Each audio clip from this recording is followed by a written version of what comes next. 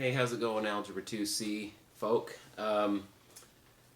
In this particular lesson, we are going to go through the routine of how do you actually now get the common denominator, adjust the numerator, and then actually do the addition or subtraction. And I'm going to take it through you nice and slow. And your assignment's not that lengthy, and it's actually pretty friendly in terms of what you have to do. It might be helpful if you guys looked at the original video I sent last week when I showed you how to get the common denominator with just numbers and how I adjusted the numerators and then did the addition or subtraction. That might help if you see some of this and like, what's going on? So anyway, the first couple of examples are going to be as straightforward as they can be. Doesn't mean they're going to be easy, but they're going to be straightforward. So what I want you to notice about this first example, we already have a common denominator. And I know it looks messy, but the denominators are the same. So all you have to do is add the numerators with the denominator. And I'll tell you what to do after that. But once you have a common denominator, it stays that. So it's going to stay x squared plus 3x plus 2. Kind of like, if you do 1/5 plus 3/5, it's 4/5. You only add the tops, 1 and 4, or 1 and 3. 1/5 plus 3/5 is 4/5. You don't add the fifth, it stays that. So same here. This is going to stay what it is. So the numerators, you add the like terms that you can.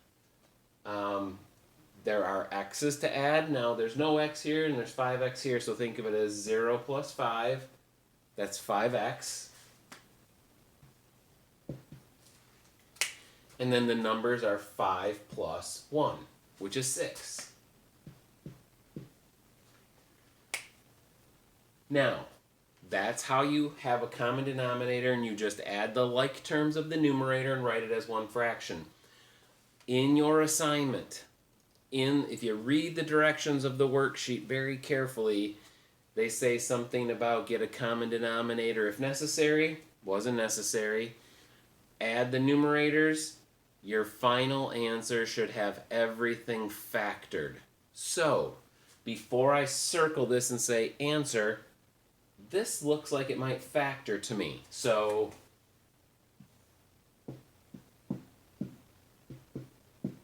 and in fact it does.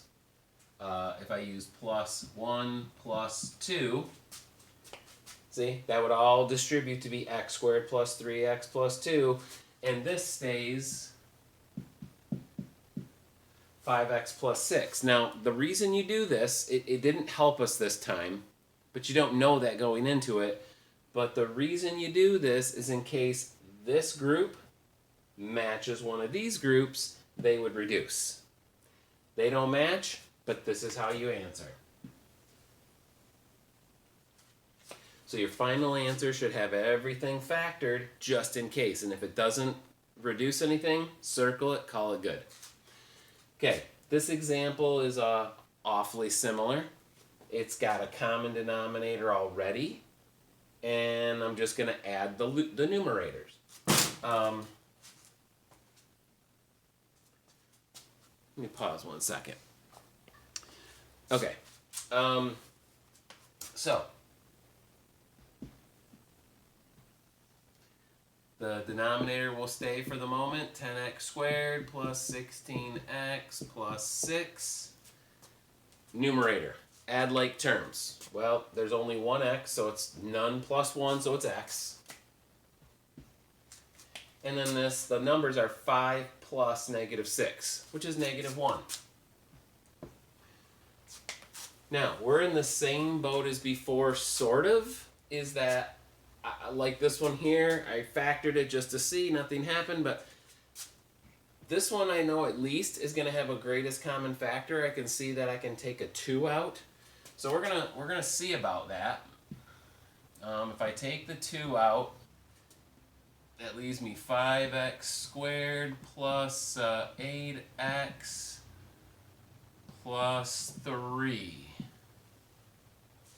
And this will stay x minus 1 for a minute. And now I'm contemplating, can this factor further? And I think it can. So let me kneel down here so I can write this okay.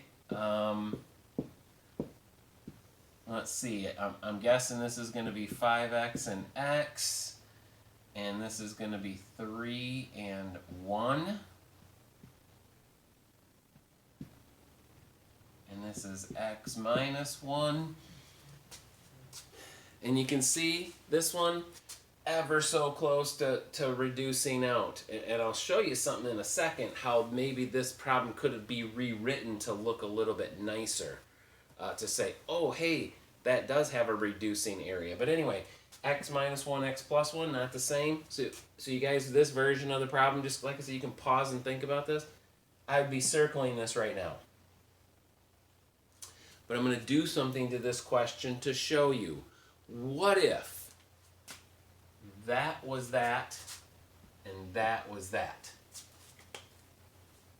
Minor change, but just think about that. What would have happened here? This would have gone over here, and it would have been that. Because it still would have been just x, and then negative 5 plus 6 would have been 1. This I didn't change. Factors all the way down to here. What happens here? That reduces that, and it becomes just 1 over 2 quantity 5x plus 3. And that's just an example of, oh, if it would factor and reduce, that's what it would look like. Now just remember, so we can treat this like 2 examples. One kind of like this, and the answer stays messy. And then one, excuse me, where some things would reduce, leaving the numerator as 1. So that's one, a couple of examples of the common denominator was already common. Okay? I'm going to pause a minute, erase this, and get a couple of other examples ready.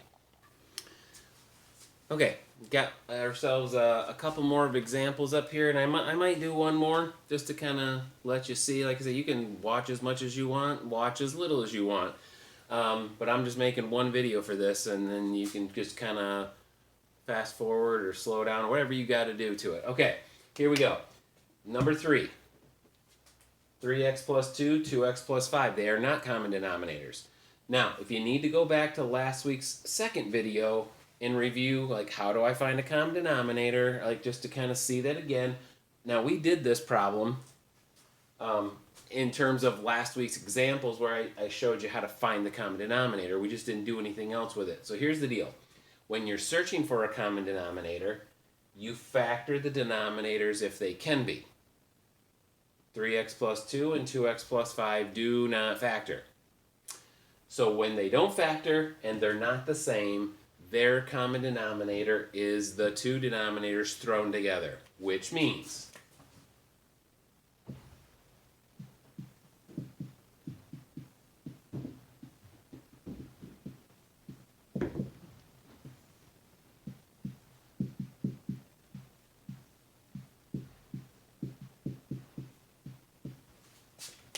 the two denominators will be 3x plus 2 times 2x plus 5. If you compare it to numbers like I told you once before, like I think we did a problem like what's 2/3 plus 3/5 when the denominators were 3 and 5. I'm like, well, if you don't know what the common denominators, multiply them together. 3 times 5 is 15. The common denominator is 15. So that's what we did here. Now, what we didn't do last week is how do you change the numerators? Because you don't just change the denominator and then just leave this 5 and just leave this 7. You've affected this. So what? I'm going to write changes in red to the blue fraction, and then I'll adjust it down here to our common denominator work. When you ask yourself, hey, how did this 3x plus 2, this was the old denominator, here's the new one. What's different about it? Well, here's 3x plus 2, here's 3x plus 2. What's new?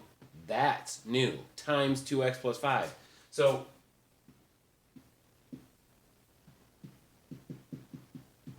essentially what you did is you put in a times 2x plus 5. See how that matches that now?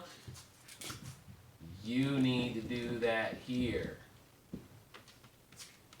If you multiply the bottom by 2x plus 5, you multiply the top. And you must distribute the top at this point because in a minute we're going to add like terms and you got to have it distributed to do that. So this distributes to 10x plus 25.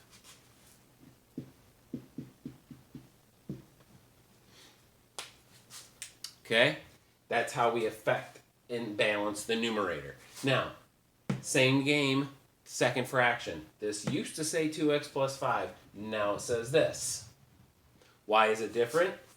2x plus 5, 2x plus 5. 3x plus 2 is the different. We times this by 3x plus 2. See? Now that's that. So you got to do that up here. And distribute. That's 21x plus 14.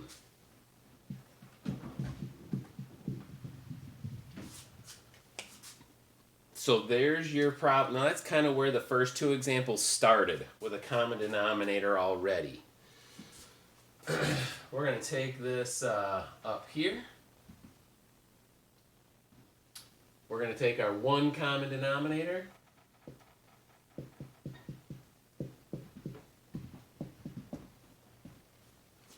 And we are going to add the numerators. It is an addition question. You'll notice the one over here is going to be subtraction in a minute, so we'll see that. So we add.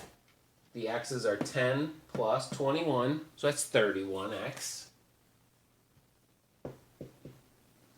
And the basic numbers are 25 plus 14, which is 39. Now, before you circle an answer, you check and make sure everything about it is factored in case something would reduce. That numerator is factored. It doesn't have a greatest common factor. That's it. And nothing repeats itself. So this is the final answer. Kind of ugly looking, really, but hey, is what it is, right? All right, moving on. This one's a little different. I told you in the last example, Mike, the first thing to look at is look at the denominators. If they factor, factor them. Look at the two denominators. If they factor, factor them. This factors. So, just going to leave the 12 alone, so I'm not changing it yet. I'm just factoring this. And this factor still, let's see, x, and it goes minus 3 plus 8. That's that factoring. This problem doesn't factor at all. That's it. Now, again, you've seen this question before in terms of me getting the common denominators from one of our examples last week. We're just fully doing it right now. So, now, selecting the common denominator. Now, if you recall last week, you looked at the two denominators. If they shared something, you wrote it once. Well, they share x minus 3. We write it into the common denominator. You don't write x minus 3 and x minus 3, just x minus 3. They don't share anything else, so whatever's left over has to get thrown into the pile too, meaning the x plus 8 is there. That's our common denominator.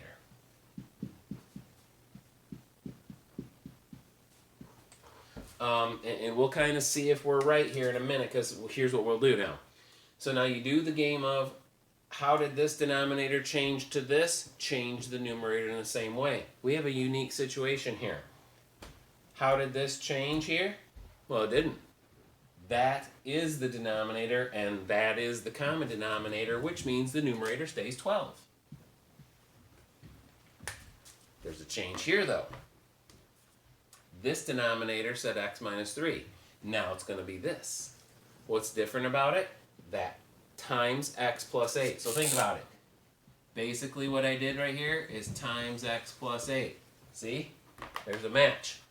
you must times this by x plus 8. That's how you balance this. And you must distribute, so I can do the like terms. That's going to be 3x plus 24.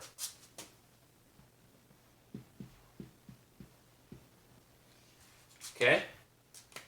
We'll move this up here. We are subtracting this time. So be very careful. We'll start with the x's. There is none minus 3. That's minus 3. The numbers are 12 minus 24. 12 minus 24 is negative 12. And then these stay x minus 3, x plus 8. Okay, before we call it like now last problem we were finished, we circled it and moved on. This can factor a little bit. There's a GCF here. Now I'm going to call the GCF negative 3, which leaves me x plus 4. And just think about that. Negative 3 times that's negative 3x. Negative 3 times that's negative 12. It matches. And I can already see, I'm like, darn it, I thought maybe there'd be something to reduce, but it just stays x minus 3, x plus 8. None of the groups match. This is it. But as your directions will state, if they can be factored in any way before that final circle, factor it out just in case. Okay, I think I'm going to pause and just do one more so that you have it in case you need it, and then we'll see how that goes. Okay, here we go. One final example. And this one, I'm just kind of throwing this out here. This one has the potential to be a pain. And that doesn't mean your assignment will have something like this, because we're, learning from a distance here, or it's just different. If we were in the classroom together, we'd probably do a little bit more of this, but I just want you to kind of see how it works. So here we go. Before we do any work of like common denominator, make sure the denominators themselves are as factored as they possibly can be. This particular, and again, you've seen these before. We did the common denominator in the previous video, but I'm just doing the problem start to finish. This has a GCF of 2. So if I pull out the 2, that leaves me x minus 1. And this just stays x plus 2. We're not doing any common denominator work right now. We're just getting things factored, ready to do the common denominator. This one doesn't have a GCF, but it's a trinomial. And this one will be minus 1 minus 3. Because negative 1 times negative 3 is positive 3, and if you check this out, I went through this in the last video. Okay, so now we have to select our common denominator. So now remember, you're supposed to look at the two denominators and see what they share.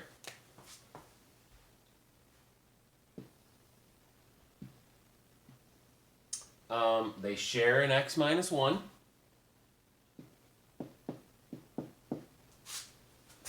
And that's about it. They both have an x minus 1, so we write it down. And anything else gets pushed into the pile. That 2 and that x minus 3. So there's our common denominator. It's kind of a pain.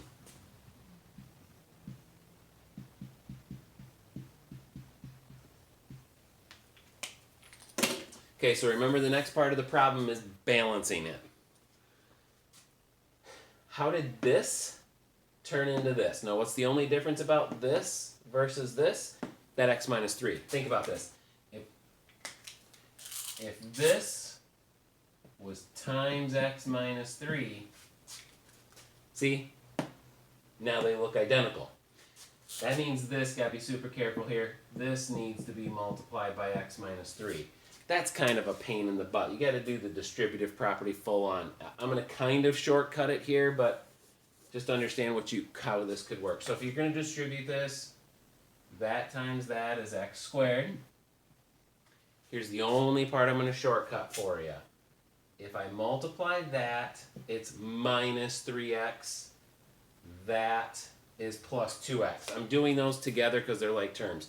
Minus 3 plus 2 is negative 1x. So negative x. And then that times that is negative 6. So there's getting our new common denominator, adjusting the numerator. This one won't be as bad. What's the only difference between this and this? That 2. Which means if I had times 2 out here, match. So this needs to be times 2. And that's a lot easier, nicer distributive property. That's 4x. And that's plus 2. Okay, just like the last couple examples, but I'm short on space here. This is coming up here. Common denominator, 2x minus 1, x minus 3. Okay, subtract the like terms. Now this time I got some extra garbage. I got the x squared going on here. So x squared minus none, just x squared. The x's are, please think of that as negative 1. Negative 1 minus 4, which is negative 5. And then the numbers are negative 6 minus 2. Negative 6 minus 2 is negative 8. Now, the only thing I have to check for is if this numerator would factor. Now, I know it's a trinomial, but there is no combination I could break up. I'm just going to I'm going to circle this right now while I'm thinking of it. But just understand, there's no combination of like x, and coming up with negative 8. Like you could do negative 4 and 2. But when you distribute this out, that's 2x, that's minus 4x. 2 minus 4 is negative 2x. That says negative 5. And it doesn't even matter if you change it to 8 and 1. Because that multiplies to negative 8. But this is 1x minus 8x. That's negative 7x. There's no way to get that 5 to work out. So this does not factor any farther, and that resorts as our answer. Again, some of these answers are just not pleasant looking at all, but that's the way it goes.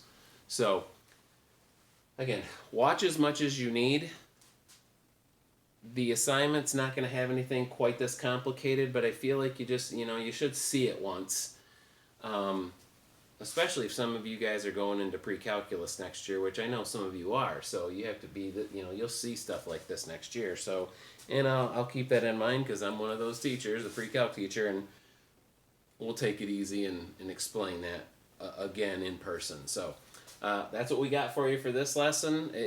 Part of it can be a little challenging, but you guys got a lot of the assignment already has a common denominator. Already has a common denominator. You only have to do the common denominator a couple of times. So you should be pretty safe. All right, take care, you guys.